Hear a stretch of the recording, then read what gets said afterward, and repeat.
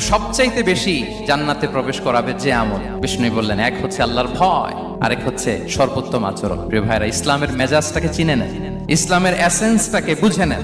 আমরা ভালো আচরণকে গুরুত্ব দিতে চাই না। অনেক নামাজি লোক দেখবেন নামাজ পড়তে পড়তে কপালে কালো দাগ ফেলে দিচ্ছে, বাসায় বউয়ের সাথে খারাপ আচরণ করে, খিটখিটে মেজাজের, প্রতিবেশীর সাথে শুধু ঝগড়া, কলিগদের সাথে ঝগড়া, মারামারি, দুঃসম্পর্ক, এরকম আছে না? নাই বলেন, আছে না? কিন্তু নামাজি, অনেক বড় হাজি, একদিনও কোরআন তেলাওয়াত মিস হয় না।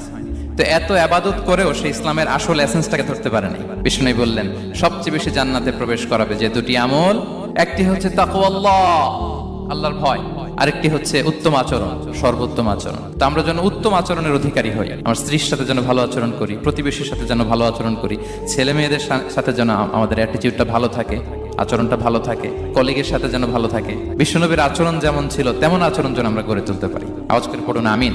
শুনুন,